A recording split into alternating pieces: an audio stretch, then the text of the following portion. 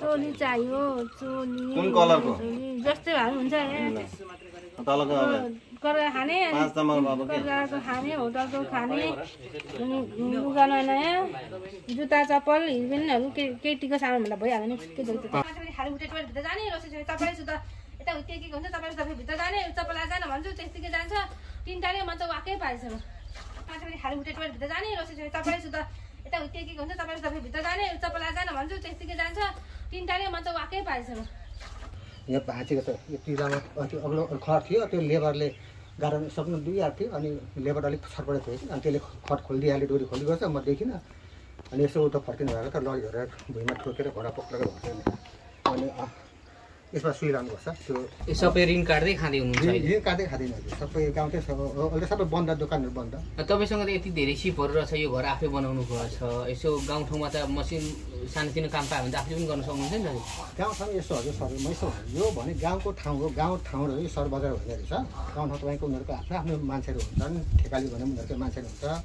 अब आफूले अब कहिले कहिले घर बनाउँछ एउटा दुईवटा कहिले बनाउँछ त्यो उनीहरूको आफ्नो आफ्नो मान्छे हुन्छ म फेरि उनीहरूको हाजिरामा खट्नु सक्दिनँ सिधै गरी मेरो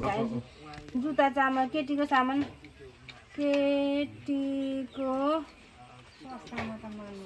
सामान भित्री बाहिरी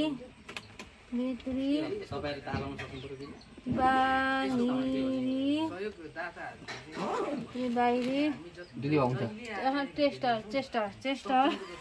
त्यो पर्दैन लेख्न हामी बुझेर लेख्नु पर्दैन टेस्टर पिङ्क कलरको पिङ्क कलरको टेस्टहरू किनेमा पिङ्क कलरको पेन्टी फिल्मको टी अनि 6 नम्बरमा चाहिँ के चाहिन्छ अनि देव लक्ष्मीको फोटो लक्ष्मी भगवान सबैको फोटो चाहियो भगवान सबैको पूजा गर्ने सामान पूजा गर्ने सामान 7 नम्बरमा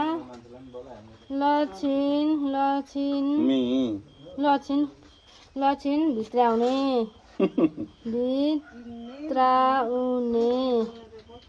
जङ्गली बाहिर सिनेमा जङ्गल भन्छ त बाहिर गएर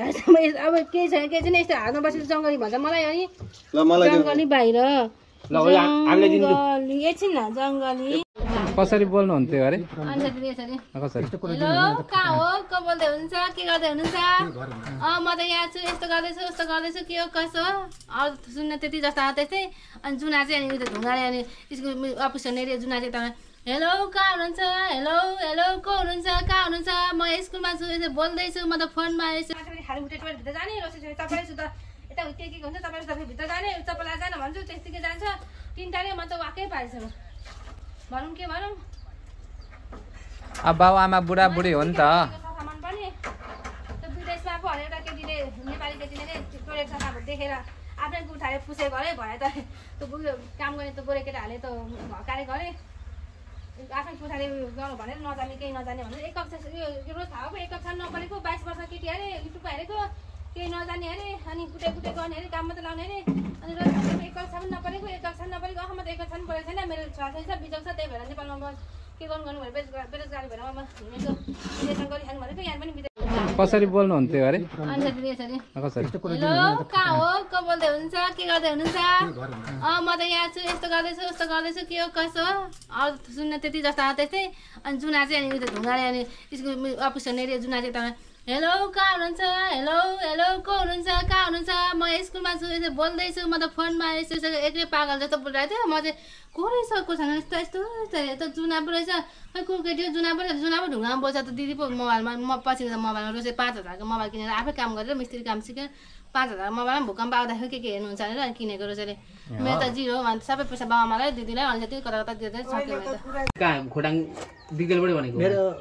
गाईघाट बनाएको छ गाईघाट झरेको नि त गाईघाट 12 वर्ष बसेँ अनि त्यही सिकेको मिस्त्री कामहरू साधारण धेरै मिस्त्री त म सक्दिनँ पक्की घरको र सेटिङ गर्नु सक्दिनँ साधारण भुइँ घरहरू चाहिँ भन्न सक्छु पहिला लेबर भनेपछि तपाईँले काम पायो भने त काम गर्न सक्नुहुने रहेछ नि त। हजुर भुइँ घरमा त सकिन्छ, तर यस्तो छ फेरि मेरो घोडा लडेर फेर्छ घर छ नि गाई घरमा, त्यो खरदेखि लडेर यहाँनिर अनि खटेर गर्न सक्दैन। आफ्नो आफूले ठेका लिएर गर्नु त अब आफूले सहज गरेर गर्नु सकिन्छ, हाजिरामा चाहिँ ठेकेदार सक्नै सक्दैन, किनभने यो फ्याक्चर भएको छ उभिराख्नु हुँदैन, 1-2 घन्टा उभिएपछि दुःख थाहा छ। यो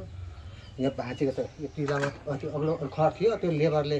गाह्रो सक्नु दुइहाल्थ्यो थियो, अनि लेबर अलिक छटपटेको थियो कि, अनि त्यसले खट खोलिदिइहाल्यो, डोरी खोलिदिएको छ, म देखिनँ। अनि यसो उता फर्किनु भएको त लडी हेरेर भुइँमा ठोकेर घोडा पक्रेर भएको छैन। अनि यसमा सुई लानुपर्छ, त्यो सेतो त्यत्रो हुन्छ बोतल, अनि यति लामो सुई लाउँछ, यहाँदेखि कहाँ मासु हुन्छ त्यसले सिकाएर अनि 6-6 महिना लानुपर्छ, त्यो 1000 रुपियाँ पर्छ 6-6 महिनामा। 6-6 महिनामा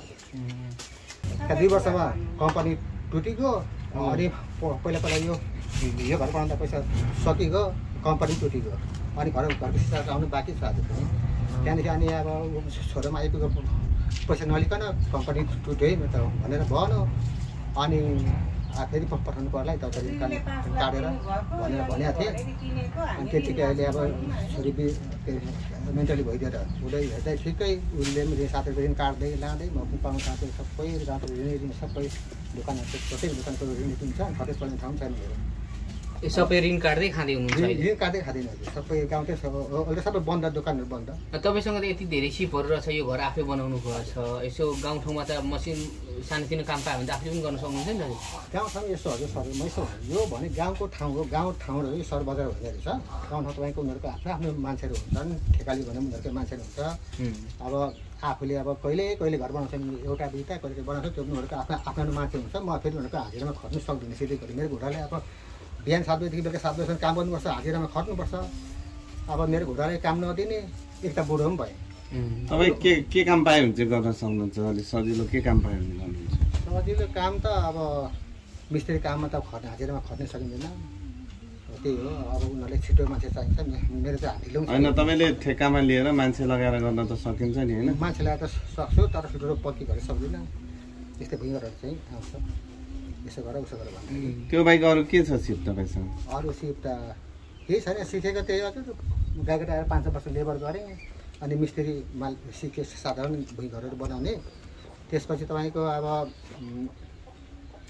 त्यसमा पनि मिस्त्री मात्रै भन्नु हुँदैन नि, अब आवश्यक परेको मिस्त्री मात्रै काम पाइँदैन, लेबर पाए लेबर गर्थेँ, मिस्त्री पाए मिस्त्री गर्थेँ। त्यस्तै गरेर त्यस्तो खालको अब पुरै मिस्त्री पनि होइन नि त, म साधारण काम चलाउँछु गर्छु। अनि त्यो आफूले डिपिसीको नापी कसरी, प्लास्टरको नापी कसरी, त्यो पनि जान्दिनँ। अब फेरि छोरालाई अब यताउता गरेर विदेश पठाउनु पर्ने हो? विदेश पठाए त राम्रो हुन्थ्यो हजुर। किन जान मान्दैन कि? मान्छ तर पैसा छैन, पैसा नहुँदा जान्थ्यो यता। त्यो छोरीले गर्दा छोरासँग चाहिँ के सिप छ? छोराको हजुर यस्तो छ, उसको एसएलसीमा पास गर्दाखेरि अब हिसाबमा 100 फुटमा 100 को 100 छ, अनि इङ्ग्लिसमा 100मा 80 छ। उसको मार्कसिट पनि छ। दिमाग धेरै भएको मान्छे, भ्याकुर सबै इन्जिन गाडी भेट्यो भने 10-15 दिन सिक्यो भने सबै उसले कम्प्लिट गर्ने उसको क्षमता छ। स्कुल पढ्दा पनि सरहरूले तता केटा अब ऊ पछि राम्रो पढ्नु, इन्जिनियर त हुन्छ भनेर भन्दै थियो अरे सरहरूले होइन। अनि मेरो आर्थिक अवस्था कमजोर हुँदै गएपछि ऊ पनि सानो बच्चामा त राम्रै पढ्दै थियो। त्यहाँदेखि एसएलसीमा C+ ल्यायो, अनि मार्कसिटमा चाहिँ हिसाबले ऊ चाहिँ फुलफुलै राम्रो दिमाग कडा हो। तर अलिकति बढ्दै गएपछि अब घरको समस्या बुझ्यो नि त, भाडामा राख्ने बाउले पनि, आमाले भाडामा भएको राखेको छ बाबाले भन्ने कुरा उसको दिमाग आउँदै गएपछि त्यहाँदेखि अनि 10देखि पढ्नु मानेन पनि हामीले पनि सक्यौँ न आर्थिक अवस्था होइन। अब उसमा त क्याम्पस गएपछि त कपडा पनि चाहियो, फेरि चाहियो, राम्रो राम्रो कपडा चाहियो। अनि आफूले एकजना काम गरेकोले जान परेर पाल्ने कि भाडा तिर्ने कि समस्या पर्ने। त्यही त अब छोरा पनि कमाउने छोरा हुनुभएको रहेछ। पहिला कुन देश जानुभएको थियो? पहिला साउदी गएको। साउदी जानुभएको। उहाँको डकुमेन्ट छ उसको कम्प्युटरै परेको, 3 महिना लेबर काम गरेछ। अनि त्यहाँको मान्छेले सबैलाई जसले कम चलाउँछ उसलाई दिने भनेर चाहिँ परीक्षा दिएको छ। 200-300 जना त्यहाँको घरलाई अनि मेरो छोराले फोटो गरेर पास गरेर अनि उसलाई राखेको हजुर अनि कम अब ठिकै छ अब अहिले पहिला पनि अब सहयोगै उठाएर ऋणै मागेर तपाईँले पठाउनु भएको थियो हजुर सर अब पनि अब तपाईँकै छरछिमेक आफन्तलाई चाहिँ अलिअलि ऋण मागेर भए पनि छोरालाई विदेश पठाउनु भयो भने तपाईँहरूले यहाँ घर परिवार चलाउनु निकै सहज हुन्छ उहाँहरू सुन्नुहोस् है म सिधै भन्छु सिधै कुरा उहाँले त्यति सहयोग गर्ने भए कमसेकम यो मेरो छोरीलाई उहाँले सहयोग गर्ने भए त म मेन्टेनमा लान्थेँ हस्पिटल लान्थेँ म यसरी मिडियामा आउनुलाई म कमसेकम हस्पिटल लाने पैसा माग्दाखेरि आकाशतिर जाउँछ पढाउँछ होइन छिमेकबाट के भन्नु पनि भन्नुभएको छ भने हामीले पनि आर्थिक सहयोग गरेको 50-20 रुपियाँ उठाएर पनि हामीले 30-32 हजार त पैसा उठाएको त्यो पैसाले पनि उपचार त उहाँहरूले गर्नु चाहिँ भयो तर सम्भव भएन उपचार सम्भव भएको छैन उठेको होइन त्यसो चाहिँ भन्नुभएको छ होइन 16-17 हजार चाहिँ उठेको हो मोटामोटी कापी हुन्छ उठाएको पैसा म देखाउँछु सरहरूलाई 30-35 हजार कुरा त्यो असत्य कुरो 16-17 हजार उठाएकोमा छोरीलाई अब त्यहाँ गरिदिएँ कपडाहरू ओडेसँग फेरिदिएँ त्यसपछि उब्रेको पैसाले ढाकेर माथितिर कुदाइयो अनि मलाई खास गरी आफ्नो मान्छेले अब भत्ता अथवा एकजना अलिक गाइडिङ गर्ने भन्छ एकजना हस्पिटलमा लाने 8 घन्टा दिने र हस्पिटलमा लाँदाखेरि अब यस्तो हुन्छ यति पैसा खर्च लाग्छ भन्ने मान्छे पनि भइदिएन अनि मसँग मैले सुनेको चाहिँ मान्छे अब किन मेन्टलीको धेरै खर्च हुन्छ 50-60 हजार भर्तीमा हुँदैन 1-1.5 लाखसम्म लाग्छ भन्ने कुरो गरेको चाहिँ मैले उतातिर लगिन पनि फेरि छोरीले पनि नमान्ने म देवी म उत्रिने मान्छे म किन हस्पिटल जानु भन्छ दबाई पनि खानु मान्दैन फेरि पटक्कै होइन दबाई त खुवाउनै पर्छ निको पार्ने छोरीलाई निको पार्ने भने कसरी हुन्छ के गर्नु हुन्छ दबाई त खुवाउनै पर्ने हुन्छ होइन 6-7 महिना भयो 7-8 महिना रनिङ भइसकेपछि नानीलाई उपचार गर्नुपर्ने धेरै ढिलो भइसकेको छ ढिलो भइसकेको छ मैले यस्तो पनि सर म चाहिँ अब निको नै हुन्छ अब मिडियामा लाउनु भनेको एउटा के भने आफ्नो आमा बाउ त अहिले स्वर्गमा हुनुहुन्छ होइन सुख हुन्छ बाउ बाजे पनि सुख हुनुहुन्छ अब उहाँहरूले पनि खराब छन् एउटा कुरो अर्को कुरो के भने मिडियामा लगेपछि यो छोरी अब निको भयो भने फेरि मलाई आफू पर्छ किनभने उसको होससँग ढुक्क छ नि त्यो थाहा छैन तर होस आएपछि फेरि यसले बचाउन मलाई गाह्रै पर्छ अनि अहिले पनि यसो हेरिरहेको असुविधाको कुराहरू सुन्दाखेरि ऊ